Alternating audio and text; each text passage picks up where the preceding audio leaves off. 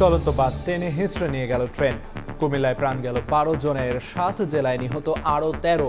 শোক জানিয়ে দুর্ঘটনা প্রতিরোধে একগুচ্ছ নির্দেশনা প্রধানমন্ত্রীর। থাকার কোনো ব্যবস্থাও নেই, খাওয়ার ব্যবস্থা, টাকা পয়সাও নাই। নতুন টিকিট করে যাওয়াটাও খুব কষ্টকর। ওমরা পালনে গিয়ে চরম ভোগান্তি। মধ্যপ্রাচ্য অস্থিরতায় সৌদিতে আটকা প্রায় 40,000 বাংলাদেশি। অর্থ সংকটে বিপাকে অনেকে, দেশে ফিরতে সরকারের সহায়তা কামনা। মধ্যপ্রাচ্যের ঝুঁকিতে হাজারো বাংলাদেশি, দেশে এসেও আটকা অনেকে। ক্ষতিগ্রস্তদের প্রশিক্ষণের তাগিদ। বিকল্প শ্রমবাজার না পেলে রেমিটেন্সে ধাক্কার শঙ্কা। ক্ষতবিক্ষত যন্ত্রাংশ, খুলে পড়েছে ইঞ্জিনও। ডেমো ট্রেন আর সংস্কার উপযোগী নয় বলছেন মেকানিকরা। তারপরও মেরামতের উদ্যোগ রেলওয়ের। ভিন্ন উদ্দেশ্য দেখছেন বিশেষজ্ঞ।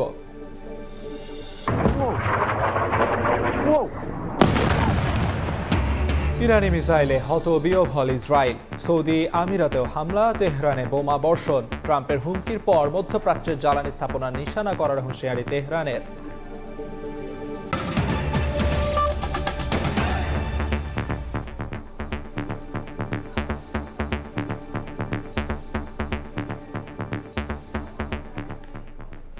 সকালের সময়ের সঙ্গে আছি আমি আমিরুল ইসলাম আলিফ। কুমিল্লায় বাসকে টেনে হিঁচড়ে 1 কিলোমিটার নিয়ে যায় ট্রেন। নারী শিশুসহ প্রাণ গেছে 12 যাত্রীর, আহত হয়েছেন অন্তত 15 জন।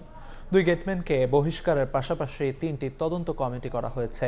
দুর্ঘটনায় নিহতের ঘটনায় শোক ও দুঃখ প্রকাশ করে রেল ক্রসিং আধুনিকায়ন এবং আন্ডার ও ওভারপাস নির্মাণের নির্দেশনা দিয়েছেন প্রধানমন্ত্রী তারেক রহমান।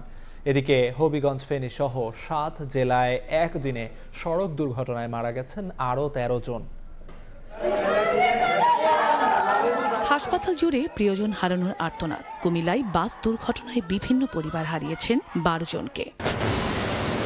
চাঁপাইনবাবগঞ্জ থেকে যাত্রী নিয়ে নোয়াখালী যাচ্ছিল মামুন স্পেশাল পরিবহনের বাস। শনিবার মধ্যরাতে কুমিল্লার পদুয়ার বাজার রেল ক্রসিংয়ে পার হওয়ার সময় চট্টগ্রাম থেকে ঢাকামুখী মেইল ট্রেন বাসটিকে ধাক্কা দেয়। এতে নিহত হন 12 জন। আহত 15 জনকে ভর্তি করা হয়েছে হাসপাতালে। স্থানীয়দের অভিযোগ, গেটম্যান না থাকায় এই দুর্ঘটনা। একবার অকেজু একটা রেল গেট, লাইনম্যানের অসচেতনতার কারণে এই দুর্ঘটনা ঘটেছে। 7.5 ঘন্টা বন্ধ থাকার পর ঢাকার সঙ্গে চট্টগ্রামের রেল যোগাযোগ স্বাভাবিক হয়। ঘটনাস্থল পরিদর্শন করে জড়িতদের বিরুদ্ধে ব্যবস্থা নেওয়ার আশ্বাস দেন রেল প্রতিমন্ত্রী। প্রত্যেকটা লাশের জন্য 25,000 টাকা করে বরাদ্দ দেওয়া হয়েছে, আপাতত লাশগুলিকে ট্রান্সফার করার জন্য। 2 জন গার্ডের অবহেলার কারণে এই ঘটনাটি ঘটেছে। তাদেরকে বরখাস্ত করা হয়েছে এবং তাদেরকে শাস্তির আওতায় আনা হচ্ছে। এছাড়া স্টেশন মাস্টার তাকেও শাস্তির আওতায় আনা হচ্ছে। এদিকে রেল দুর্ঘটনা সহ দেশের বিভিন্ন স্থানে হতাহতদের প্রতি শোক জানিয়েছেন প্রধানমন্ত্রী তারেক রহমান। দুর্ঘটনা কমাতে একগুচ্ছ নির্দেশনা দিয়েছেন সরকার প্রধান। তিনি বলেছেন, কুমিল্লায় রেল দুর্ঘটনার যথাযথ তদন্ত হবে, জড়িতদের দৃষ্টান্তমূলক সাজা নিশ্চিত করা হবে। সড়ক দুর্ঘটনায় আহতদের যথাযথ চিকিৎসা নিশ্চিত করতে হবে। রেল ক্রসিং ব্যবস্থাপনা, সেতুর নিরাপত্তা এবং সামগ্রিক পরিবহন ব্যবস্থা নিরাপদ করার নির্দেশনা দিয়েছেন তারেক রহমান। অন্যদিকে মধ্যরাতে ফেনীর রামপুর এলাকায় স্পিড ব্রেকার পার হচ্ছিল একটি অ্যাম্বুলেন্স। এ সময় পেছন থেকে ধাক্কা দেয় শ্যামলী পরিবহনের একটি বাস। পরে দোয়েল পরিবহনের আরেকটি বাস অন্য মোটরসাইকেলে ধাক্কা দিলে আরোহী, বাসের সুপারভাইজার ও এক যাত্রীর মৃত্যু হয়। নিজের বিয়ের দাওয়াত দিতে পাবনা থেকে প্রাইভেট কার চালিয়ে নাটোর যাচ্ছিলেন প্রকৌশলী জুলফিকার। বড়াই গ্রামে গাড়ির নিয়ন্ত্রণ হারিয়ে দাঁড়িয়ে থাকা ট্রাকের ধাক্কা দিলে তার মৃত্যু হয়। হবিগঞ্জের মাধবপুরে দুর্ঘটনা এড়াতে গিয়ে নিয়ন্ত্রণ হারিয়ে খাদে পড়ে বাস। এতে ঘটনাস্থলে মা, ছেলে সহ 4 জন নিহত হন। লালমনিরহাটে বাসের ধাক্কায় অটোরিকশা উল্টে একই পরিবারের 9 জন সহ 10 জন আহত হন। এছাড়া রাতে নওগাঁর আত্রায়ে ভটভটির ধাক্কায় টেম্পো উল্টে গিয়ে ঘটনাস্থলে মারা যায় এক কিশোর। আহত হন অন্তত 10 জন। বান্দরবানে পর্যটকবাহী বাস পাহাড়ি গভীর খাদে পড়ে অন্তত 30 যাত্রী আহত হয়েছেন। চন্দ্রবিশ্বাস, ববি, শোক সংবাদ। কুমিল্লায় রেল ক্রসিং এর মর্মান্তিক দুর্ঘটনায় হতাহতদের বেশিরভাগই যাচ্ছিলেন ঈদের ছুটিতে বেড়াতে কিংবা বাড়িতে। মুহূর্তেই আনন্দ পরিণত হয় মাতমে। প্রিয়জন হারিয়ে শোকস্তব্ধ পরিবারগুলো।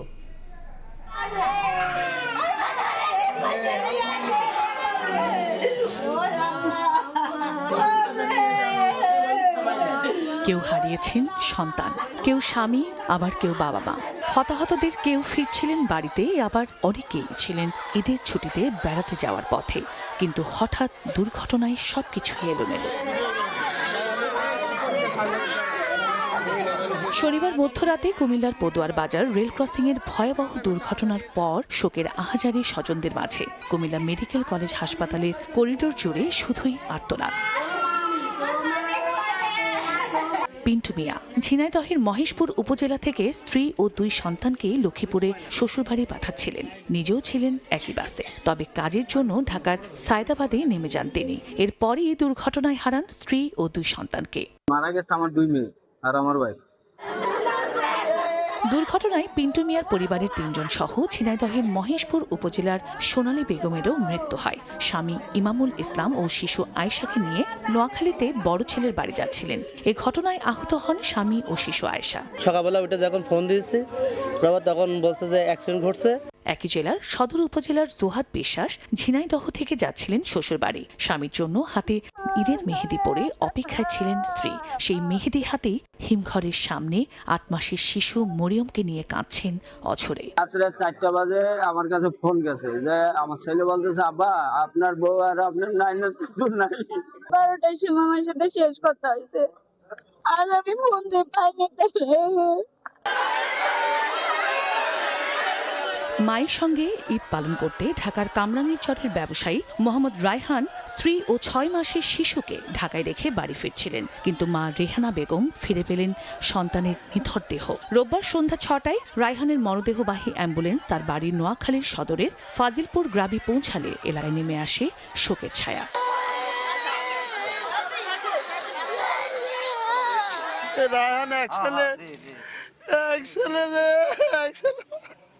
দুর্ঘটনার পরই কুমিল্লা মেডিকেল কলেজ হাসপাতালে নেওয়া হয় একের পর এক মরদেহ।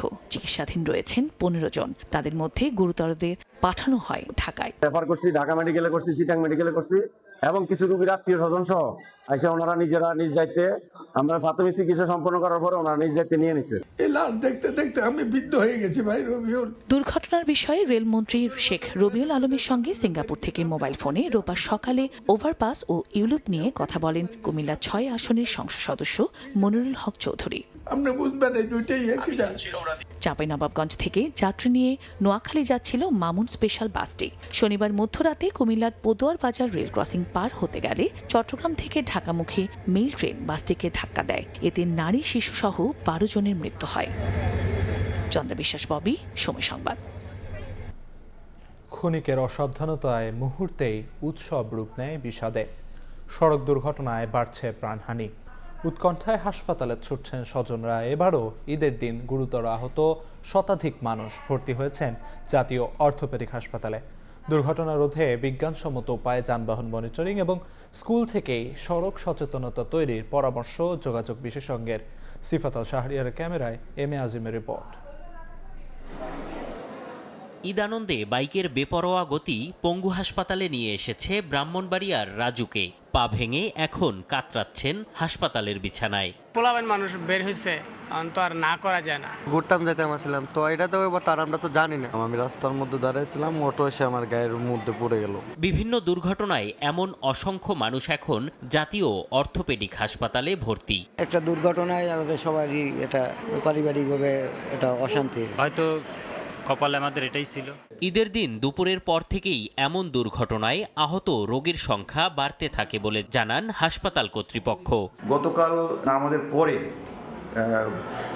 রোগী আসছে এবং সেটা 100 থেকে 150 এরকম রোগী। আমাদের কোনো ডাক্তার স্বল্পতা বা এরকম নাই। রাত্রে আর বিকালে বেশি চাপ ছিল। যারা ঘুরতে গেছে, বেপরা মোটরসাইকেল, অটোরিকশা অ্যাক্সিডেন্টের রোগীগুলো বেশি আসছে। গত 3 বছরের পরিসংখ্যান বলছে উৎসব আনন্দের দিনগুলোতে বাড়ে দুর্ঘটনা। প্রতি বছর ঈদ উল ফিতরেই 300 থেকে প্রায় 400 দুর্ঘটনা ঘটে। মনিটরিংটা প্রয়োজন রয়েছে আধুনিক বা ডিজিটাল সিস্টেম টেকনোলজির সহায়তা নিয়ে, যাতে কিনা ওভার স্পিডিং করলে বা কোনো রেকলেস ড্রাইভিং করলে যাতে আমি ক্যামেরাতে সেটা ধরা পড়ে এবং ক্যামেরাতে ফাইনটা করতে পারি। এবছর রোববার দুপুর পর্যন্ত জাতীয় অর্থোপেডিক হাসপাতালে দুর্ঘটনায় আহত হয়ে চিকিৎসা নিতে এসেছেন 255 জন।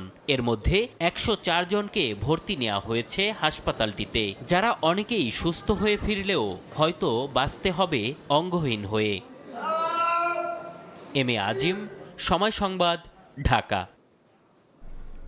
বিনোদন কেন্দ্রে বাঁধ ভাঙা উচ্ছ্বাস। ঈদ আনন্দে মাতোয়ারা সবাই। দর্শনার্থীর ঢল নেমেছে রাজধানীর বিনোদন কেন্দ্রগুলোতে। নগর জীবনের কোলাহল থেকে মুক্তি পেতে ছুটে যাচ্ছেন পার্ক, চিড়িয়াখানায়। ছোটদের আনন্দের সঙ্গী বড়রাও, প্রেক্ষাগৃহেও উৎসবের আমেজ, সিনেমা প্রেমীদের ভিড়।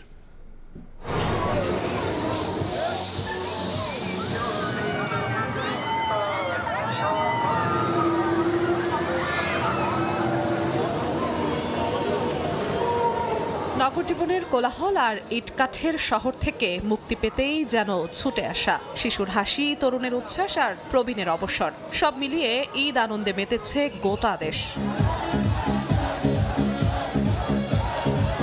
গান বাজনার তালে তালে নাচ, সঙ্গে জলকেলি, বাঁধ ভাঙা উল্লাস আর উচ্ছ্বাসে যেন সব ক্লান্তি এক নিমিষে ভুলে গেছে সবাই। ঈদকে ভাগাভাগি করে নেওয়ার জন্য আমরা এখানে শ্রীপুর থেকে এসেছি, এসে অনেক রাইড দেখেছি, অনেক ভালো লাগতেছে। ঈদের আনন্দে আমরা সবাই ভাগাভাগি করে নিচ্ছি। গল্পের বইয়ে দেখা পশু পাখি এখন হাঁটছে চোখের সামনে। বিস্মিত চোখে এই দৃশ্য দেখে অবাক বাবা মায়ের সঙ্গে ঘুরতে আসা ছোট্ট সোনামণি। গল্পতে আমি সারস পাখি দেখেছিলাম, এই জন্য আমার অনেক সারস পাখি দেখার ইচ্ছা ছিল। বাচ্চা বায়না ধরতেছে, চিড়িয়াখানায় প্রথমে আসছে, এখন আনন্দ লাগতেছে। ছোট বাচ্চা কাছে অনেক পশু পাখি চেনে না, এই জন্য আমরা চিড়িয়াখানা আসছি। নাগরদোলা, মিনি ট্রেন, ঘোড়ার গাড়ি, বাদ যাচ্ছে না বাম্পার কার, বাউন্সি ক্যাসেল, সবকিছুই যেন এখন শিশুদের দখলে। হাসি, খেলা আর উচ্ছ্বাসে মুখর পুরো মেলা প্রাঙ্গণ। আমরা শিশু মেলায় এসে খুব ভালো লাগছে। ঘোড়া গাড়িতে চলেছি, তারপর ট্রেনে চলেছি।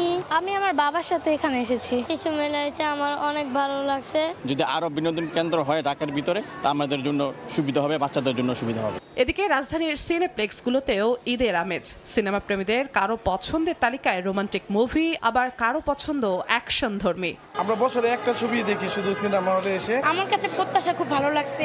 এখন যতটা হাইপ নিয়ে মুভিটা দেখতেছি, এটা আমাদের বাংলা সিনেমা অবশ্যই একটা বিগ অ্যাচিভমেন্ট। পছন্দের ভিন্নতা থাকলেও যান্ত্রিক শহরে ব্যস্ত জীবনের ফাঁকে এমন ঈদ উদযাপনের সুযোগ হাতছাড়া করতে চান না কেউ। জিনাতারা যশোয়া, সময় সংবাদ, ঢাকা। প্রিয়জনের সঙ্গে ঈদের আনন্দ ভাগাভাগি করতে আজও ঢাকা ছাড়ছে মানুষ। অন্যদিকে ছুটি শেষে অনেকে ফিরছেন কর্মব্যস্ত নগরীতে। সে খবর জানাতে এই মুহূর্তে কমলাপুর রেল স্টেশনে আছেন সহকর্মী আতনুজ রহমান এবং মহাখালী বাস টার্মিনালে আছেন সামদানি প্রত্যয়। সরাসরি প্রথমে যাচ্ছি আতনুজের কাছে। ঈদের ছুটি শেষে এবার ঢাকা ফেরার পালা। দেশের বিভিন্ন প্রান্ত থেকে মানুষ ঢাকামুখী হচ্ছে। আমরা এই মুহূর্তে আছি কমলাপুর রেল স্টেশনে, সেখানে রেলপথের খবর জানাতে আমরা অবস্থান করছি। রেলপথে এ পর্যন্ত যে কয়েকটি ট্রেন এসেছে, আমরা বেশিরভাগ অনেক যাত্রীর সাথে আসলে কথা বলেছি।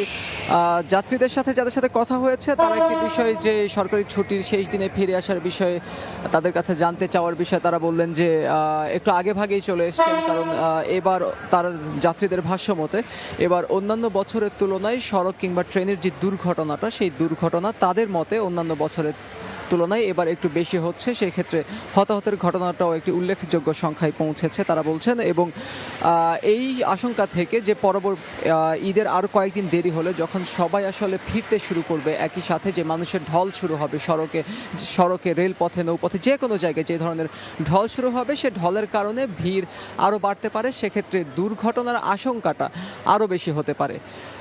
এই আশঙ্কা থেকে আসলে যারা আজকে ফিরছেন তারা দ্রুত ফিরে আসছেন এবং তারা বলছেন যে কিছু কিছু ক্ষেত্রে ট্রেন লেট হয়েছে। ঢাকার প্রবেশমুখে কিছু পয়েন্টের কিছু অসুবিধার কারণে ট্রেনগুলো আসতে দেরি হয়েছে। এবং আজ ঈদের তৃতীয় দিনে এসেও কেউ কেউ আসলে তাদের নিজেদের বাড়ির দিকেই রওনা হচ্ছেন। ঘরমুখী কিছু মানুষ এখনও ঢাকায় রয়েছেন, যারা ঢাকা শহর ছেড়ে বাড়ির দিকে যাচ্ছেন। তারা বলছেন যে এখন পর্যন্ত বেশ কিছু ট্রেন লেট হয়েছে। আমরা এই মুহূর্তে দাঁড়িয়ে আছি একটি ট্রেনের পাশে, মহানগর এক্সপ্রেস, যেটি চিটাগাংয়ের দিকে ছেড়ে যাওয়ার কথা সকাল 7:45, কিন্তু ওই পয়েন্টের যে অসুবিধার কারণে আমাদের একজন কর্তব্যরত কর্মকর্তা, রেলওয়ে একজন কর্মকর্তার সাথে কথা হয়েছে। তারা বলছেন যে এই মুহূর্তে ঢাকার প্রবেশ মুখে এবং ঢাকা থেকে বের হয়ে যাওয়ার জন্য যেই মুখটি রয়েছে, যে দ্বারটি রয়েছে, সেখানে বেশ কয়েকটি পয়েন্টের ঝামেলা হওয়ার কারণে, পয়েন্ট বলতে তারা বুঝিয়েছেন রেল স্টেশনের রেলগাড়ি যখন চলে সেখান থেকে একটি ট্রেন যখন একটা থেকে শুরু করে যেই গতিপথ পরিবর্তনের যে পয়েন্টটি, সেই পয়েন্টটির দুর্বলতার কারণে আসলে এখন পর্যন্ত ট্রেনগুলোর লেট হচ্ছে। আমরা এই মুহূর্তে এতক্ষণ জানাচ্ছিলাম কমলাপুর স্টেশন থেকে রেলপথের যাতায়াতের খবর। এবার আমরা চলে যাব সরাসরি মহাখালী বাস টার্মিনালে, সেখানে আছেন সহকর্মী সামদানি প্রত্যয়। ঈদের ছুটির শেষ দিনে রাজধানীর মহাখালী বাস টার্মিনালে কর্মচাঞ্চল্য দেখতে পাচ্ছি আমরা। এই মুহূর্তে রাজধানীর মহাখালী বাস টার্মিনালে আমরা ঢাকায় ফেরতা যত মানুষ দেখছি তার থেকে অনেক বেশি মানুষ তাদের বাড়ি যাচ্ছেন ঈদের ছুটির শেষ দিনটিতে। এবং আমরা আমাদের সহকর্মী আত্মজ যেমনটা বলছিলেন যে সাধারণ জনগণ মনে করেন যে ঈদের আগের যে সময়টি সেই সময়টিতে যানজট এবং দুর্ঘটনার একটি ঝুঁকি থাকে, সেই ঝুঁকি মোকাবেলা করে এবং সেই ঝুঁকিটি এড়িয়ে স্বস্তিতে নিরাপদে প্রিয়জনের কাছে বাড়ি ফেরার জন্য ঈদের পরের এই সময়টিকেই অনেক যাত্রী বেছে নিয়েছেন। আমরা দেখছিলাম অনেকেই পরিবার পরিজনের সঙ্গে ঈদ উদযাপন করার জন্য আজ ঢাকা ছাড়ছেন। বিশেষ করে ঢাকার কাছাকাছি যে জায়গাগুলো, ময়মনসিংহ, নেত্রকোনা, এই জায়গাগুলোর যাত্রী আমরা দেখতে পাচ্ছিলাম। এবং একই সঙ্গে অনেককে আমরা দেখেছি যারা এই ঈদের ছুটিটিতে পরিবারের সঙ্গে কোথাও একটা ঘুরতে যাচ্ছেন। যেমন আমরা একজনের সঙ্গে কথা বলেছি, তিনি সরকারি চাকরি করেন এবং এই সময়টিতে দুর্ঘটনা এড়িয়ে তিনি পরিবারের সঙ্গে ঢাকার বাইরে ঘুরতে যাচ্ছেন একান্তে পরিবারের সঙ্গে কিছুটা সময় কাটানোর জন্য। আবার আমরা দেখতে পাচ্ছি বহু মানুষকে যারা ঢাকায় তাদের পরিবারের একাংশ থাকে এবং ঢাকার বাইরে তাদের পরিবারের অন্য অংশ থাকে। ঢাকায় তাদের এই পরিবারের সঙ্গে ঈদ উদযাপন শেষ করে পরিবারের যারা গ্রামে থাকেন তাদের সঙ্গে ঈদ উদযাপন করার জন্য তারা মহাখালীর বাস টার্মিনাল ছেড়ে যাচ্ছে। আমরা মহাখালী বাস টার্মিনালে এখানে কাউন্টারে কথা বলেছিলাম, তারা আমাদেরকে জানালেন যে স্বাভাবিক দিনের তুলনায় এবং আজ ঈদের ছুটি থাকার পরেও যাত্রী চাপ তুলনামূলকভাবে কিছুটা কম এবং তারা আশা করছেন যে কিছুক্ষণ পরে যখন বেলা আরও গড়াবে তখন যাত্রী চাপ কিছুটা বাড়বে। এবং একই সঙ্গে তারা এটিও আমাদেরকে বলছেন যে যখন কিনা আর সময় আরেকটু গড়াবে এবং ঢাকার বাইরে থেকে যে বাসগুলো ছেড়ে আসার কথা সেই বাসগুলো যখন ঢাকার ভেতরে ঢোকা শুরু করবে তখন এখানে যাত্রী চাপ আরও বাড়বে। একই সঙ্গে আমাদেরকে এখানে থাকা যারা সাধারণ যাত্রী তারা আমাদেরকে একটি বিষয় জানাচ্ছিলেন যে স্বাভাবিক দিনের তুলনায় অন্যান্য সময় আমরা দেখেছি যে বাসের ভাড়া নিয়ে বেশ কিছু সমস্যার তৈরি হলেও আজ কিন্তু এখানে যারা যাত্রী রয়েছেন তারা কিন্তু সবাই বলছেন যে বাসগুলোর ঠিক টাইমেই ছেড়ে যাচ্ছে এবং ভাড়াও সহনীয় পর্যায়ে ন্যায্য ভাড়াই নিচ্ছেন সবাই। এই ছিল মহাখালীর বাস টার্মিনাল থেকে আমার কাছে ঈদযাত্রার সবশেষ। মহাখালী বাস টার্মিনাল এবং কমলাপুর রেলওয়ে স্টেশন থেকে সবশেষ খবরাখবর জানাচ্ছিলেন সহকর্মীরা। অন্য প্রসঙ্গ, মধ্যপ্রাচ্যে যুদ্ধ পরিস্থিতিতে সৌদিতে চরম ভোগান্তিতে পড়েছেন ওমরাহ পালনকারীরা।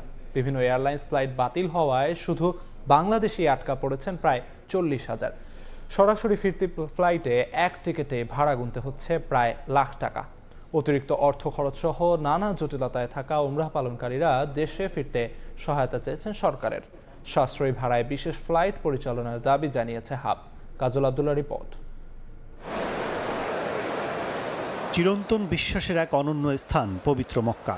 সৃষ্টিকর্তার সঙ্গে গভীর সম্পর্ক তৈরি, ব্যক্তিজীবনে পরিশুদ্ধতা ও ইবাদতের লক্ষ্যে প্রতি বছর আল্লাহর ঘর তাওয়াফ, বিশ্বনবীর রওজা মোবারক জিয়ারত এবং ঐতিহাসিক স্থান দর্শনে হজ কিংবা ওমরা করতে সৌদি আরব যান লাখো ধর্মপ্রাণ মানুষ। হজ মৌসুমের আগে পরে প্রতি বছর সৌদি আরব যাতায়াত স্বাভাবিক থাকলেও এবার হিসেব পাল্টে দিয়েছে মধ্যপ্রাচ্য সংঘাত। যুদ্ধ পরিস্থিতির কারণে 28 ফেব্রুয়ারি থেকে যে সকল ওমরা পালনকারীদের দেশে ফেরার কথা ছিল শত শত ফ্লাইট বাতিল হওয়ায় এখন তারা আটকা পড়েছেন। শিডিউল না পেয়ে যারা প্যাকেজের বাইরে ফিরতে আগ্রহী তাদের সৌদি ঢাকা রুটের সরাসরি একমুখী ফ্লাইটে টিকিট গুনতে হচ্ছে প্রায় লাখ টাকায়। অতিরিক্ত অর্থ সঙ্গে না থাকায় বিপাকে অনেকেই। মসজিদে হারামের মধ্যে এতেকাফে আছি, এতেকাফ শেষ হওয়ার পরে থাকার কোনো ব্যবস্থাও নেই, খাওয়ার ব্যবস্থা, টাকা পয়সাও নেই। খুবই কষ্ট দুর্দশার ভিতরে সময় পার করতেছি। ছেলে মেয়েরা খুবই অতিষ্ঠ হয়ে গেছে। মাত্র 10 দিনের জন্য আসছিলাম আর আজকে প্রায় 28 দিন হয়ে যাচ্ছে। নতুন টিকিট করে যাওয়াটাও খুব কষ্টকর, বিশেষ করে বাংলাদেশের যে ডিরেক্ট ফ্লাইট যে বিমানগুলো অপারেট করছে তাদের ম্যাক্সিমাম ফ্লাইটের ভাড়া প্রায় 1 লক্ষ টাকা। আটকে পড়ে যে সমস্ত হাজার হাজার হজযাত্রী মক্কা মদিনাতে আছেন, রাষ্ট্রীয় উদ্যোগে তাদের দ্রুত দেশে ফিরে নিয়ে যাওয়ার ব্যবস্থা করার জন্য আমরা রাষ্ট্রের কাছে অনুরোধ করছি। এজেন্সিগুলো তথ্য বলছে প্রতি বছর বাংলাদেশ থেকে শুধু ওমরা করেন 3.5 থেকে 4 লাখ মুসল্লি, আর যুদ্ধকালীন সৌদিতে আটকা পড়েছেন প্রায় 30 থেকে 40,000। তাদের সহজ প্রক্রিয়ায় ফিরিয়ে আনতে বিমান মন্ত্রণালয়ের সহযোগিতা চেয়েছে হজ agency association of Bangladesh HAAB. হাজার হাজার ওমরা যাত্রী এখন সৌদি আরবে আটকা আছে। তাদের হোটেলের প্যাকেজ শেষ হয়ে গেছে, তাদের হোটেলের সংকট এবং খাওয়ার সংকট দেখা দিয়েছে মারাত্মকভাবে। এই সকল ওমরা যাত্রীদেরকে ফেরত আনার বিষয়ে আমরা বিমান মন্ত্রণালয়ে একটি চিঠি দিয়েছি যে এয়ারলাইন্সগুলো ফ্লাইট অপারেট করছেন সাশ্রয়ী মূল্যে, যাতে আমাদের আটকা পড়া ওমরা যাত্রীদের আমরা ফেরত আনতে পারি সেই বিষয়ে বিমান মন্ত্রণালয় যথাযথ উদ্যোগ গ্রহণ করবেন। তবে চলমান সংকট কাটাতে ডেডিকেটেড ফ্লাইট পরিচালনা বাংলাদেশ বিমানের জন্য সহজ সাধ্য নয় বলে মনে করেন খাত সংশ্লিষ্টরা। যারা ডাইরেক্ট ক্যারিয়ার আছে তাদের ভাড়াও বেড়ে গেছে, প্লাস সিটও পাওয়া যাচ্ছে না। সো কাজে আমি চাইলেই যে আমি বদলিয়ে নিয়ে আবার অন্য একটা অল্টারনেটিভ রুটে যাবো, তার সেটারও সুযোগ নাই। কিন্তু ইচ্ছে করলে দুটো এয়ারক্রাফট ডেডিকেটেড করে আবার ইভ্যাকুয়েশনের ব্যবস্থা করাটা তো সহজ ব্যাপার না আর কি। যাত্রীদের দেয়া তথ্য বলছে, যুদ্ধ পরিস্থিতিতে ট্রানজিট ফ্লাইট না থাকায় বাড়তি ভাড়ায় দেশে ফিরতে পারছেন না অনেকেই। ঈদ পর এই সংকট আরও বাড়বে বলে জানিয়েছেন মক্কায় অবস্থান করা বাংলাদেশিরা। কাজল আব্দুল্লাহ, সময় সংবাদ, ঢাকা। মধ্যপ্রাচ্যে যুদ্ধের বাস্তবতায় নিরাপত্তা ও কর্মসংস্থানের ঝুঁকিতে পড়েছেন বিপুল সংখ্যক বাংলাদেশি কর্মী। সবচেয়ে বড় শ্রমবাজারে এখন চরম অনিশ্চয়তা। কেউ কেউ সেখানেই সামলাচ্ছেন বিরূপ পরিস্থিতি, আবার কেউ বা আটকা পড়েছেন দেশে। ক্ষতিগ্রস্ত কর্মীদের ডাটাবেস তৈরি করে প্রশিক্ষণে তাগিদ দিচ্ছেন বিশ্লেষকরা। বিকল্প শ্রমবাজার না পেলে রেমিটেন্স প্রবাহে বড় ধাক্কার শঙ্কাও দেখছেন অনেকে। প্রসূন আশিসের রিপোর্ট। খাতা কলমে বিশ্বের 168টি দেশে কর্মী যায় বাংলাদেশ থেকে। তবে এই কর্মসংস্থান মূলত মধ্যপ্রাচ্য নির্ভর। অভিবাসনের 90%ই সীমাবদ্ধ মাত্র 5টি দেশে। সবচেয়ে বেশি কর্মীর গন্তব্য সৌদি আরব। যুদ্ধের দামামায় উত্তপ্ত মধ্যপ্রাচ্যে নিরাপত্তা সংকটে সেখানে কর্মরত বাংলাদেশিরা। মুহুর্মুহু সামরিক আক্রমণ আর পাল্টা হামলায় তাদের কর্মসংস্থান আর জীবন দুটোই চরম ঝুঁকিতে। দেশে ফিরে যুদ্ধের প্রভাবে আটকা পড়া কর্মীর সংখ্যাও নেহায়েত কম নয়। আবার নতুন করে কর্মীও যেতে পারছে না দেশগুলোতে।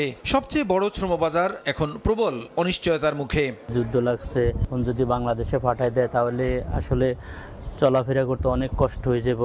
পরিস্থিতি তেমনটা ভালো না, ঠিক আছে। বেশিরভাগ খারাপ হচ্ছে রিয়াদে, অনেকে আতঙ্কিত আছে, কারণ এই যে মিসাইল মারতেছে। কফিল যদি আকামান রিনিউ না করে তাদের সমস্যা হবে। মধ্যপ্রাচ্যের বিকল্প শ্রমবাজার না থাকায় এমন পরিস্থিতি তৈরি হয়েছে বলে মনে করছে এই খাত নিয়ে কাজ করা প্রতিষ্ঠানগুলো। ক্ষতিগ্রস্ত কর্মীদের তথ্য সম্বলিত রেকর্ড তৈরি করে প্রশিক্ষণের ব্যবস্থা করা গেলে আগামীতে সুফল মিলতে পারে বলে মত তাদের। আমরা এককেন্দ্রিক মার্কেট হয়েছে, যদিও আমরা বলছি ইউরোপের দিকে আমাদের কিছু মার্কেটের ব্যবস্থা হয়েছে, বাট সেটা খুবই নগণ্য। এইটা থেকে শিক্ষা নিয়ে যদি আমার ডাইভার্সিফিকেশন থাকে তাহলে কিন্তু আমার লোডটা কম হবে, তখন আমার এই এমপ্লয়মেন্টটা ভাগ হয়ে যাবে। কারা চলে এসছেন, যেতে পাচ্ছেন না এই কারণে, তাদের একটি লিস্ট যদি নিবন্ধিত থাকে, অ্যাকর্ডিং টু দ্যাট আপনি পরবর্তী যে পদক্ষেপগুলো নেবেন সেগুলো নিতে আপনার জন্য সহজতর হবে। যুদ্ধ পরিস্থিতি একটা সময় হয়তো থামবে, সেই থামার পরে সেখানে রিকনস্ট্রাকশন একটা পরিবেশ হবে। তখন সেখানে যে কর্মী দরকার হবে সেই কর্মীর চাহিদা পূরণ করবার জন্য রিক্রুটিং এজেন্সিগুলো এবং সরকারকে সেই প্রস্তুতি আগেতেই গ্রহণ করতে হবে। শ্রমবাজার সংকুচিত হওয়ার এই বাস্তবতায় বিকল্প গন্তব্য খুঁজে নিতে না পারলে বড় ধাক্কা আসতে পারে রেমিট্যান্স প্রবাহে। অবৈধ অভিবাসন ও মানব পাচারের ঝুঁকি বাড়ারও শঙ্কা দেখছেন বিশেষজ্ঞদের কেউ কেউ। এই যুদ্ধ যদি প্রলং করে অবশ্যই রেমিটেন্সের কিন্তু আপনার একটা ধাক্কা কিন্তু আসবে। এই ক্রাইসিসকে কিভাবে মোকাবেলা করবে তার শর্ট টার্ম, মিড টার্ম আর লং টার্মের প্ল্যানটা কি, আর দ্বিতীয়ত হচ্ছে তার অভিজ্ঞতা অর্জন করতে হবে। বাজার কিন্তু আছে, এখন আপনি যদি স্কিল ওয়ার্কার যদি তৈরি না করতে পারেন তাহলে সেই বাজার আপনি ধরতেও পারবেন না। এখানেও কিন্তু সরকারকে ভাবতে হবে যে তার যে এই যে মধ্যপ্রাচ্যের দেশগুলো যে ওয়ার্কারগুলো আছে তারা কিন্তু আপনার একজন শরণার্থী অথবা ইরেগুলার মাইগ্রেন্ট হয়ে তারা কিন্তু ইউরোপে কিন্তু ঢুকতে পারে। বৈশ্বিক চাহিদার নিরিখে দক্ষ জনশক্তি রপ্তানির মাধ্যমে শ্রমবাজার স্থিতিশীল করতে সরকার সচেষ্ট বলছেন প্রবাসী কল্যাণমন্ত্রী। মালয়েশিয়া, জাপান সহ এগুলোতে আমরা আবার যেগুলোতে বন্ধ হয়েছে এটা আমরা খোলার চেষ্টা শুরু করেছি। যেসব ডিমান্ড আসছে সেই ডিমান্ড অনুযায়ী তাদেরকে প্রশিক্ষণ, ল্যাঙ্গুয়েজ কোর্স এগুলো আমরা হাতে নিয়েছি। মধ্যপ্রাচ্যে থাকা প্রবাসীদের সার্বক্ষণিক খোঁজখবর রাখা হচ্ছে বলে জানাচ্ছে সরকারের সংশ্লিষ্ট দপ্তরগুলো। প্রসূন আশিস, সময় সংবাদ, ঢাকা। সকালের সময় আরও থাকছে, ঢাকা মেডিকেল থেকে শিশু অপহরণ করে মুক্তিপণ দাবি, 14 ঘন্টা পর রাজধানীর যাত্রাবাড়ি থেকে উদ্ধার, গ্রেফতার এক, হাসপাতাল ঘিরে তৎপর চক্র বলছে র্যাব। প্রধানমন্ত্রী তারেক রহমানকে নিয়ে বিষোদ্গার করছে একটি গোষ্ঠী। রোববার নয়াপল্টনে ব্রিফিংয়ে এক মন্তব্য করেছেন বিএনপির সিনিয়র যুগ্ম মহাসচিব রুহুল কবির রিজভী। ঝিনাইদহে আইনমন্ত্রী বলেছেন জিয়া পরিবারের মতো নির্যাতিত আর কেউ ছিল না। আর চট্টগ্রামে অর্থ ও পরিকল্পনা মন্ত্রী বলেন যুদ্ধ পরিস্থিতি দীর্ঘায়িত হলে অর্থনীতিতে চাপ বাড়বে। খানিকের বেশি ঈদের ছুটিতেও ব্যস্ত সময় কাটাচ্ছেন বিএনপির জ্যেষ্ঠ নেতৃবৃন্দ ও সরকারের মন্ত্রীরা। নয়াপল্টনে দলের কেন্দ্রীয় কার্যালয়ে মহান স্বাধীনতা ও জাতীয় দিবস উপলক্ষে বিএনপির কর্মসূচি জানাতে এই সংবাদ সম্মেলন। আন্তরিক শুভেচ্ছা জানাই। দলের সিনিয়র যুগ্ম মহাসচিব রুহুল কবির রিজভী অভিযোগ করেন, বিএনপি সরকারের মত প্রকাশের স্বাধীনতায় একটি পক্ষ প্রধানমন্ত্রীকে নিয়ে বিষোদগার করছে, কুৎসা রটানো ফ্যাসিবাদের লক্ষণ বলেও মন্তব্য করেন তিনি। অঙ্গীকার পূরণে জনাব তারেক রহমান নিরন্তরভাবে কাজ করে গেছেন, এখনো প্রতিনিয়ত তার বিরুদ্ধে বিষোদগার করা হচ্ছে। কুৎসা রটানো করা এটা তো হচ্ছে শেখ হাসিনার কাজ, কুৎসা রটানো করা এটা হচ্ছে ফ্যাসিবাদের কাজ। যারা আজকে বর্তমান সরকারের নানাভাবে মিথ্যাচার করার চেষ্টা করছেন, তাদের উপরেই কিন্তু ফ্যাসিবাদের তকমা জুড়ে যাবে। এদিকে ঝিনাইদহের শৈলকুপায় এক অনুষ্ঠানে আইনমন্ত্রী বলেন, জিয়া পরিবারের মতো নির্যাতিত আর কেউ ছিল না। আগামী বাজেটের আগেই সব পরিবারের কাছে ফ্যামিলি কার্ড পৌঁছে দিতে কাজ করছে সরকার। আগামী বাজেটের মধ্যেই আমরা বাংলাদেশের প্রত্যেকটা পরিবারকে আমরা ফ্যামিলি কার্ড ইস্যুর নিশ্চিত করতে পারবো বলে আমরা আশা করি। চট্টগ্রামে নগরীর মেহেদীবাগে নিজ বাসভবনে অর্থ ও পরিকল্পনা মন্ত্রী আমির খসরু মাহমুদ চৌধুরী বলেছেন, যুদ্ধ পরিস্থিতি দীর্ঘ হলে দেশের অর্থনীতিতে চাপ বাড়বে। যে যুদ্ধ মধ্যপ্রাচ্যে সেটার কারণে অর্থনীতির বড় চাপ সৃষ্টি হয়েছে এবং এই যুদ্ধ যদি চলতে থাকে চাপটা আরও বাড়তে থাকবে। তো সেই ক্ষেত্রে আমাদের পক্ষ থেকে আমরা প্রয়োজনীয় বিশেষ করে যে জ্বালানি সিকিউরিটি নিরাপত্তা, সেখানে আমরা খুব সজাগ আছি। একই শহরের নিজ বাসভবনে ভূমি প্রতিমন্ত্রী মীর হেলাল জানিয়েছেন, আগামী 6 মাসের মধ্যে ভূমি মন্ত্রণালয়ের দুর্নীতি সর্বনিম্ন পর্যায়ে নিয়ে আসবে সরকার। আগামী 6 মাসের মধ্যে আমরা একটি কর্মযজ্ঞ হাতে নিচ্ছি, যেখানে দুর্নীতিটা 0 পর্যায়ে না নামালেও একেবারে 1 ডিজিট কোটার মধ্যে পার্সেন্টেজে আমরা ঢুকিয়ে আনতে পারি। টাঙ্গাইল সার্কিট হাউসে মতবিনিময় সভায় মুক্তিযুদ্ধ বিষয়ক মন্ত্রী আহমেদ আজম খান বলেন, 24-এর গণ অভ্যুত্থানে হতাহতদের পুনর্বাসনে কাজ করছে সরকার। 24-এর গণ অভ্যুত্থানে যারা শহীদ হয়েছেন, যারা পঙ্গু হয়েছেন, তাদের বিষয়েও মুক্তিযোদ্ধা মন্ত্রণালয় কাজ করছে। মুক্তিযোদ্ধা কমান্ড কাউন্সিল গণতান্ত্রিকভাবে গঠিত হবে বলে আশা মন্ত্রীর। মুরসালিন হক জুনায়েদ, সময় সংবাদ। ভাঙাড়ি হিসেবে বিক্রির পরিকল্পনা থেকে সরে হঠাৎ বিকল ডেমো ট্রেন মেরামতের উদ্যোগ নিয়েছে রেলওয়ে। মেকানিকদের মতে দীর্ঘদিন খোলা আকাশের নিচে পড়ে থাকায় ডেমোগুলো এখন সংস্কার অযোগ্য। এছাড়া আলাদা ওয়ার্কশপ আর দক্ষ জনবল ছাড়া মেরামত করেও কোনো ফল আসবে না। বিকল ডেমো সচল করা সম্ভব নয় জেনেও ঠিকঠাক করার উদ্দেশ্য নিয়ে প্রশ্ন তুলেছেন বিশেষজ্ঞ।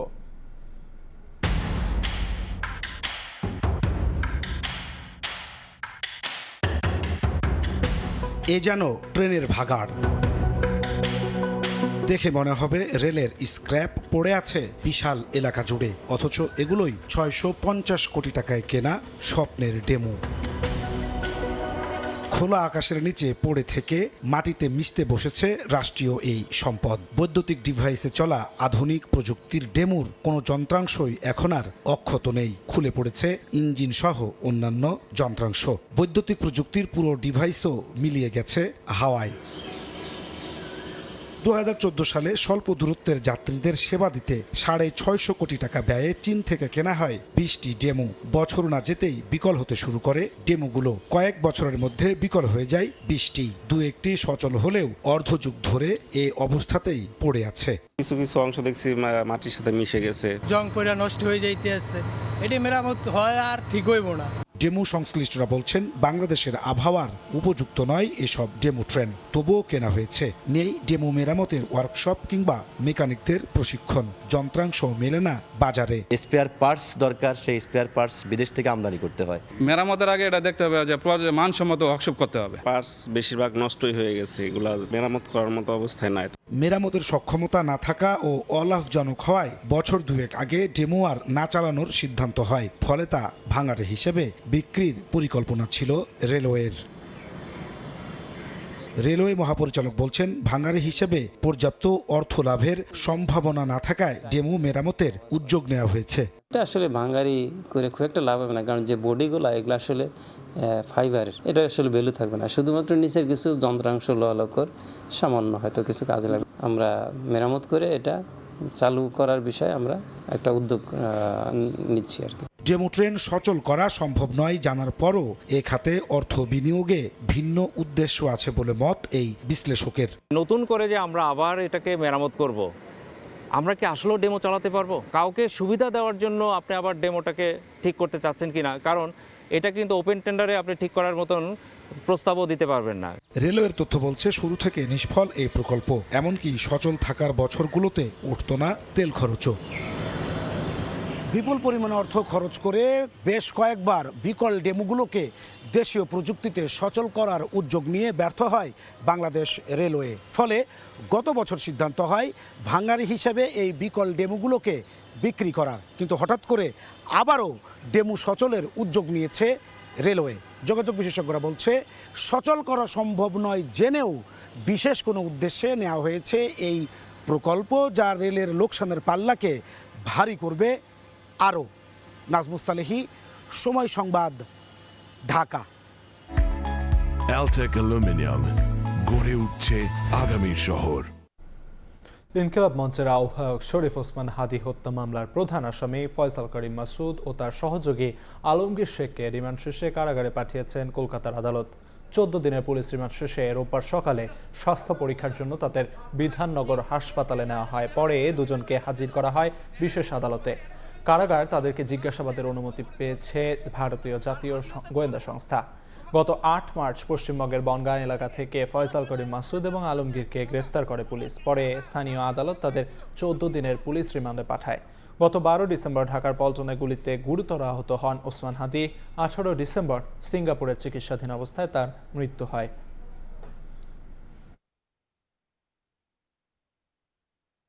ঢাকা মেডিকেল কলেজ হাসপাতালের নতুন ভবন থেকে নিখোঁজ হওয়ার 14 ঘন্টার মধ্যে 2 বছরের শিশুকে উদ্ধার করেছে র্যাব। সিসিটিভি ফুটেজে দেখা যায় শিশুটিকে নিয়ে হাসপাতাল থেকে বেরিয়ে যাচ্ছে এক ব্যক্তি। তাকে রাজধানীর যাত্রাবাড়ি থেকে গ্রেফতার করা হয়।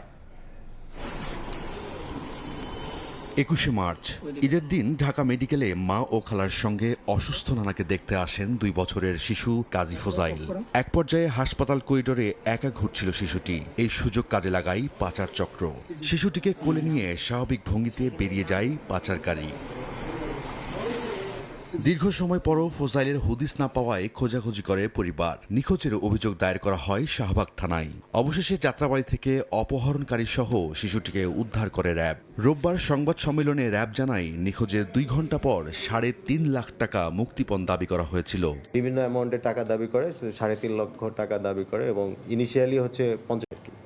তো আমরা ওই সূত্র ধরেই হচ্ছে যে আমরা এবং আমাদের র্যাব হেডকোয়ার্টার্সের ইনটুইং আমরা এটা নিয়ে কাজ শুরু করি এবং আমরা রাত 3:30টার দিকে আমরা ওদেরকে ধোলাই পার। ওরা সবসময় মুভমেন্টের মধ্যে ছিল এবং আমরাও মুভমেন্টের মধ্যেই ছিলাম আর কি। ঢাকা মেডিকেলে শিশু অপহরণে জড়িতদের একটি পেশাদার চক্র কাজ করছে বলে জানিয়ে র্যাব জানায় জিজ্ঞাসাবাদে অপহরণকারী তানভীর এই অপকর্ম স্বীকার করেছে। প্রাথমিকভাবে আমরা যেটা ধারণা করতেছি যে এরা আসলে পেশাদার চক্র এবং এদের সাথে আরো কয়েকজন আছে। ওর এলাকায় একটা মেডিকেলে চাকরি করতো, তো মেডিকেলে চাকরি করার পর চাকরি চলে যাওয়ার পরে থেকে সে হচ্ছে এই পেশায় আসে। ঢাকা মেডিকেলের মতো জনবহুল জায়গায় একের পর এক এমন অপহরণের ঘটনা সাধারণ মানুষের মনে নিরাপত্তা ব্যবস্থা নিয়ে প্রশ্নের জন্ম দিয়েছে। রায়দুল ইসলাম শুভ, সময় সংবাদ, ঢাকা। সকালের সময় আরও থাকছে মধ্যপ্রাচ্যে যুদ্ধাবস্থার প্রভাব ক্রিকেট মাঠে। পিএসএল এ বাংলাদেশি খেলোয়াড়দের অংশগ্রহণ নিয়ে অনিশ্চয়তা। চূড়ান্ত সিদ্ধান্তের ভার সরকারের উপর ছাড়ল বিসিবি। পাওনা টাকা নিয়ে বিরোধের জেরে বরিশালে সংঘর্ষে 1 জন নিহত হয়েছেন, আহত হয়েছেন 5 জন। লাঠিসোঁটা ও দেশীয় অস্ত্র নিয়ে কিশোরগঞ্জের ভৈরবে 2 বংশের সংঘর্ষে আহত হয়েছেন 25 জন। নাটোরে আধিপত্য বিস্তারের জেরে দুপক্ষের সংঘর্ষে প্রাইভেট কার ও বেশ কয়েকটি বাড়িঘর ভাঙচুর করা হয়েছে। লাঠিসোঁটা ও দেশীয় অস্ত্র নিয়ে মুখোমুখি অবস্থান, এক পর্যায়ে সংঘর্ষে জড়ালো 2 পক্ষ। কিশোরগঞ্জের ভৈরব উপজেলার শ্রীনগরে লাইটার দিয়ে আগুন জ্বালিয়ে গাঁজা সেবন করছিল কয়েকজন। এ নিয়ে গোলাপ মেম্বারের বাড়ির নারীদের সঙ্গে কথা কাটাকাটি হয়। এরই জেরে 2 বংশের লোকজন সংঘর্ষে জড়িয়ে পড়ে। এতে নারীসহ 25 জন আহত হয়। খবর পেয়ে পুলিশ পরিস্থিতি নিয়ন্ত্রণে আনে। দরবার যখন সালিশি শেষের দিকে গেছে তখন একজন স্টেটমেন্ট দিতে গেছে আর আরেকজন বাধা দিছে, যে বলছে যে ঝগড়াটা তো তুমিই বাড়াইছো। এইটা লয়ে সেটা মনে করেন সামান্য একটা জিনিস তর্ক করতে করতে করতে এটা হঠাৎ করে বড় হয়েছে। এটা মনে হয় আধা ঘন্টার মতো মনে ঝগড়া হয়েছে। এরা বাবা গুর মুসা মিয়া, স্বপন মিয়া, এই আলামিন, এটা বাবার ব্যবসা করে। এরা আয়েসের আমরা দোকানপাট খুবাই লেছি। এই ব্যাপারে অভিযোগ প্রাপ্তি সহকারে আমরা পরবর্তীতে আইনগত ব্যবস্থা গ্রহণ করব এলাকায় পুলিশ মোতায়েন করা হয়েছে, আইন শৃঙ্খলা পরিস্থিতি স্বাভাবিক আছে। এদিকে নাটোরের সিংড়ায় আধিপত্য বিস্তার নিয়ে দুপক্ষের দফায় দফায় সংঘর্ষ হয়, এতে ৮ জন আহত হন। এ সময় প্রাইভেট কার ও বাড়িঘর ভাঙচুর করা হয়। মাধা বাঁশবাড়িয়া গ্রামের সুজাউদ্দৌলা সূর্য ও সোলাইমান হোসেন লাবুর মধ্যে গ্রামের আধিপত্য নিয়ে দীর্ঘদিন ধরে চলা বিরোধের জেরেই এ সংঘর্ষ। ঘটনার পর এলাকায় অতিরিক্ত পুলিশ মোতায়েন করা হয়েছে। এছাড়া বিকেলে বরিশালের মেহেন্দিগঞ্জের চরহুগলা গ্রামে পাওনা টাকা নিয়ে বিরোধের জেরে প্রতিপক্ষের হামলায় খোরশেদ শিকদার নামে একজন নিহত হয়েছেন, আহত হয়েছেন ৫ জন। এই ঘটনায় অভিযুক্ত জাহাঙ্গীর, তার ছেলে নাইম সহ জড়িতদের দৃষ্টান্তমূলক শাস্তি দাবি করেন নিহতের পরিবার। মোহাম্মদ আফরানুল ইসলাম, সময় সংবাদ। দেখছেন সকালের সময়, সঙ্গেই থাকুন। ভূগর্ভস্থ পানি লবণাক্ত হওয়ায় পুকুর, জলাশয়ের পানি ব্যবহার করতে বাধ্য হচ্ছেন ঝালকাঠির কাঁঠালিয়ার বাসিন্দারা। এসব উৎসের পানি বিশুদ্ধ করার ১৭২টি ফিল্টার ও 4টি প্ল্যান্টই অকেজো। দূষিত পানি পান করে নানা রোগে আক্রান্ত হচ্ছেন স্থানীয়রা। শামীম হোসেনের ছবি ও পলাশয়ের তথ্য রিপোর্ট। ব্যবহারের জন্য একমাত্র ভরসা পুকুর বা জলাশয়ের পানি। পুকুরের পানি বিশুদ্ধের জন্য সরকারিভাবে স্থাপন করা হয় ১৭২টি ফিল্টার, সেগুলোর প্রায় সবই অকেজো। লবণাক্ততা দূর করতে স্থাপন করা 4টি প্লান্টও বেহাল হওয়ার পথে। এমন দশা ঝালকাঠির কাঁঠালিয়া উপজেলাবাসীর। বাধ্য হয়ে বাসিন্দাদের পান ও গৃহস্থালী কাজে ব্যবহার করতে হয় পুকুর, জলাশয়ের দূষিত পানি। যুগের পর যুগ ধরে এই অবস্থা। এতে চর্মসহ নানা রোগে আক্রান্ত হচ্ছেন অগণিত মানুষ।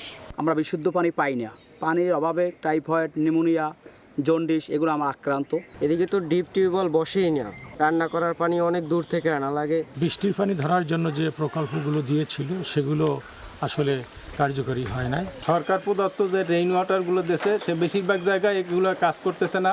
পাইপলাইনের মাধ্যমে পানি সরবরাহে পরিকল্পনার কথা জানিয়েছে জনস্বাস্থ্য প্রকৌশল অধিদপ্তর। এরই সঙ্গে স্থাপন করা হবে পর্যাপ্ত সংখ্যক পানি বিশুদ্ধকরণ প্লান্টও।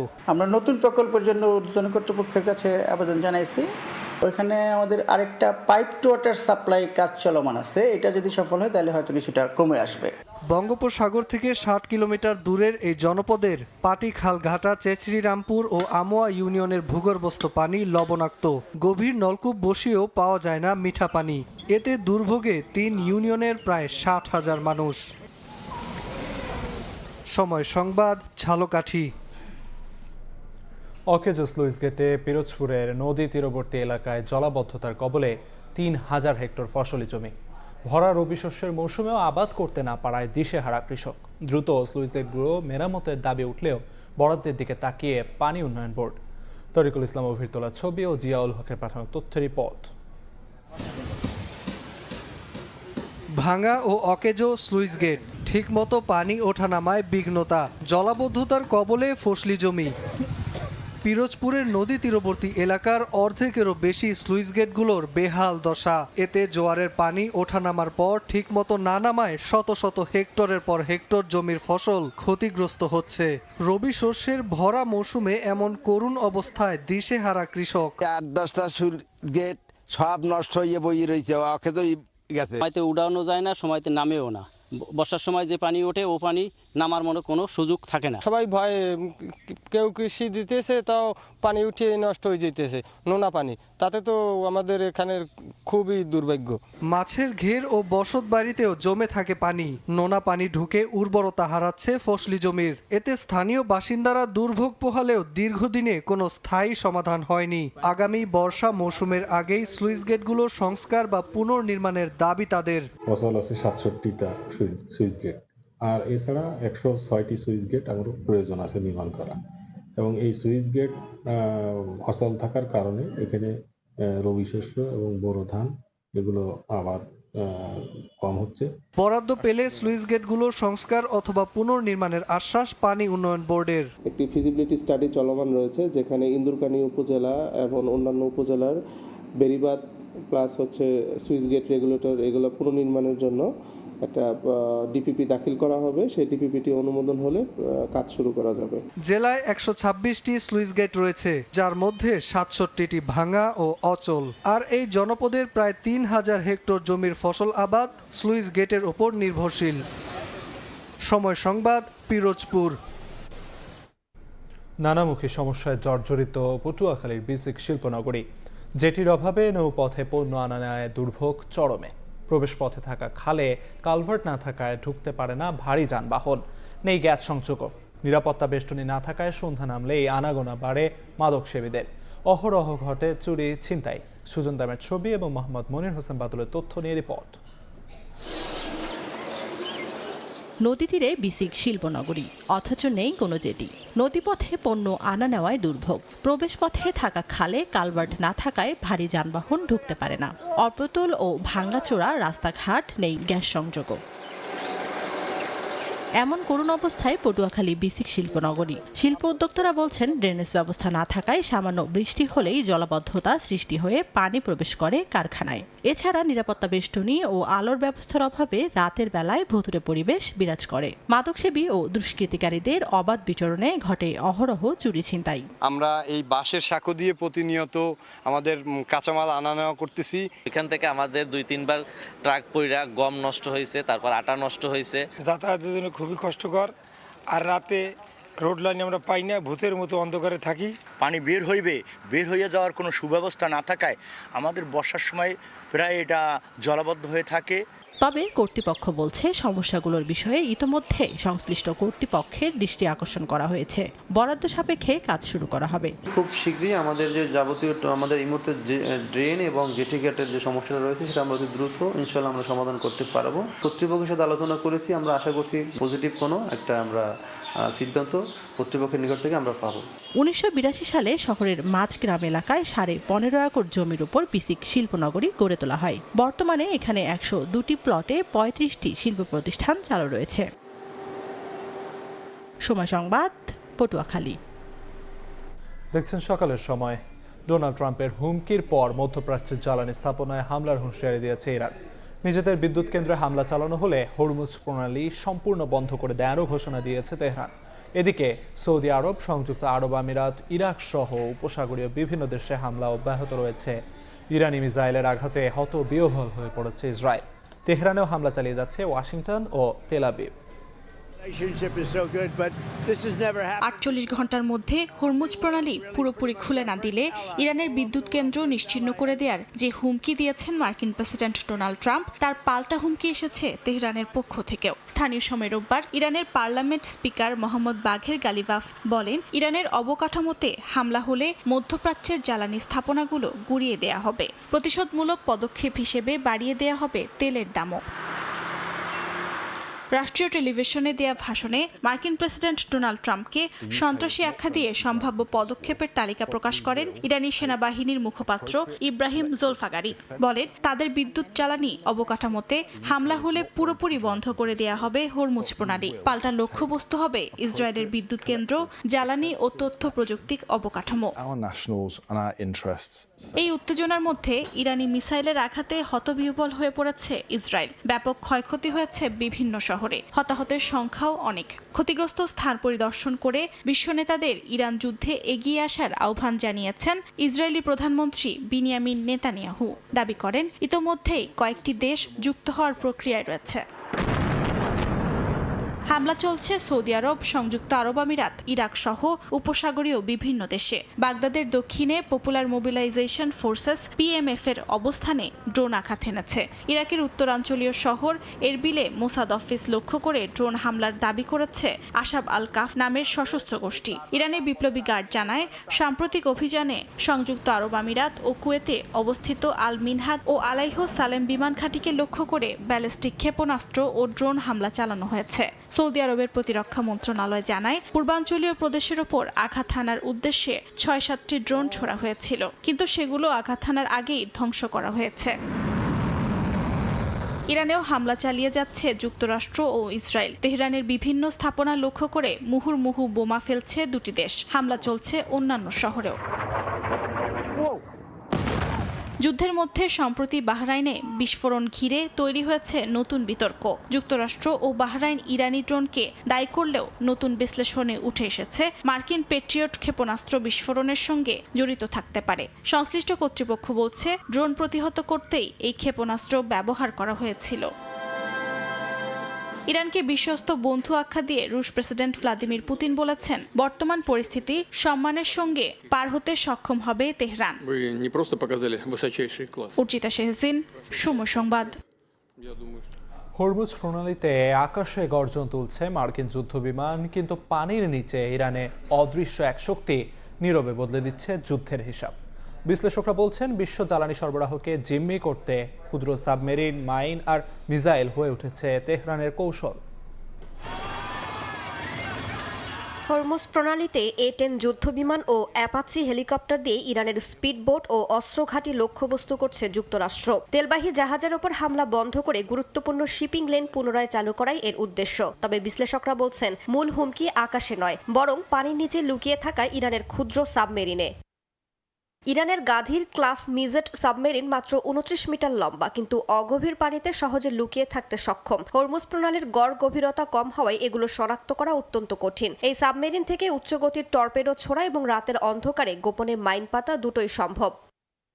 এছাড়া ইরানের কাছে রয়েছে বিভিন্ন ধরনের মাইন। এসব মাইন শিপিং লেন বন্ধ করে দিতে পারে, যা পরিষ্কার করতে সপ্তাহ লেগে যেতে পারে। বিশেষজ্ঞদের মতে সরাসরি যুদ্ধ নয়, বরং এই মাইন পাতা কৌশলই বৈশ্বিক বাণিজ্যে সবচেয়ে বড় ধাক্কা দিতে পারে। ইরানের অ্যান্টিশিপ মিসাইল যেমন নূর, কাদের বা আবু মাহাদি শত শত মাইল দূরের লক্ষ্যবস্তুতে আঘাত হানতে সক্ষম। এর সঙ্গে যুক্ত হয়েছে সাবমেরিন থেকে ড্রোন উৎক্ষেপণের সক্ষমতা, যা নজরদারি ও হামলার নতুন মাত্রা যোগ করেছে। ফলে উপকূল থেকে দূরে থাকা জাহাজও এখন ঝুঁকির বাইরে নয়। বিশ্লেষকরা বলছেন, ইরানের কৌশল সরাসরি মার্কিন নৌবাহিনী ধ্বংস করা নয়, বরং হরমুজ প্রণালী অচল করে দেয়া। ক্ষুদ্র সাবমেরিন, স্পিডবোট, মিসাইল ও মাইনের সমন্বিত ব্যবস্থায় তৈরি হচ্ছে এক চোক পয়েন্ট যুদ্ধ। রাইসা জান্নাত, সময় সংবাদ। দেখছেন সকালের সময়। খেলার খবর। পাকিস্তান আফগানিস্তান সংঘাত ও মধ্যপ্রাচ্যে যুদ্ধ পরিস্থিতিতে ক্রিকেটারদের PSL খেলতে পাঠাবে কিনা তা ভেবে দেখছে বিসিবি।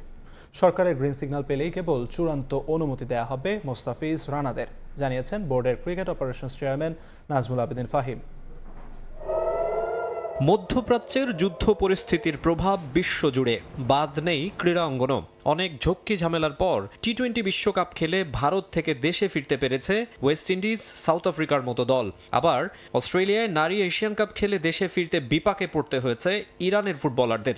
ইরান ইসরায়েল যুক্তরাষ্ট্র যুদ্ধের মাঝে সংঘাতে জড়িয়েছে পাকিস্তান আফগানিস্তানও। তাই 26 মার্চ শুরু হতে যাওয়া পাকিস্তান সুপার লিগের আগে নিরাপত্তা নিয়ে উঠছে প্রশ্ন। এবারের PSL-এ বাংলাদেশের 6 ক্রিকেটার থাকায় উদ্বেগের জায়গা রয়েছে বিসিবিরও।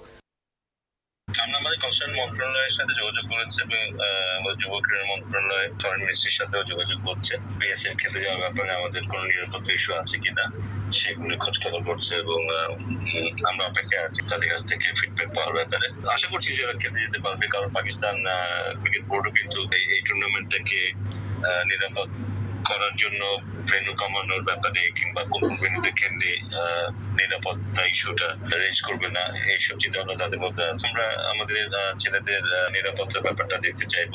ভারত পাকিস্তান সংঘাতের কারণে PSL-এর সবশেষ আসরে খেলতে গিয়ে পাকিস্তানে আটকা পড়েছিলেন রিশাদ হোসেন ও নাহিদ রানা। জাতীয় দলের 2 ক্রিকেটারকে নিয়ে উৎকণ্ঠা তৈরি হয়েছিল পরিবার, ভক্ত, বোর্ড কর্তা সবার মনেই। এবার তাই সতর্ক দেশের ক্রিকেটের নিয়ন্ত্রক সংস্থা। মাকসুম আলম খান, সময় সংবাদ, ঢাকা। এ পর্যায়ে শীর্ষ সংবাদগুলো জানিয়ে দিচ্ছি আরেকবার। থাকার কোনো ব্যবস্থাও নেই, খাওয়ার ব্যবস্থা, টাকা পয়সাও নেই। নতুন টিকিট করে যাওয়াটাও খুব কষ্টকর। ওমরাহ পালনে গিয়ে চরম ভোগান্তি। মধ্যপ্রাচ্য অস্থিরতায় সৌদিতে আটকা প্রায় 40,000 বাংলাদেশি। অর্থ সংকটে বিপাকে অনেকে, দেশে ফিরতে সরকারের সহায়তা কামনা। মধ্যপ্রাচ্যের ঝুঁকিতে হাজারো বাংলাদেশি, দেশে এসেও আটকা অনেকে। ক্ষতিগ্রস্তদের প্রশিক্ষণের তাগিদ। বিকল্প শ্রমবাজার না পেলে রেমিটেন্সে ধাক্কার শঙ্কা।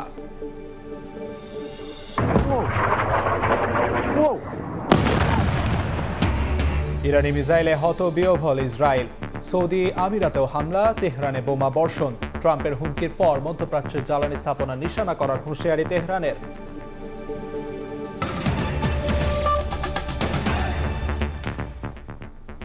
এই ছিল সকালের সময়। এরপর আন্তর্জাতিক সময় নিয়ে সঙ্গে থাকবেন জিন্নাতারা জশোয়া।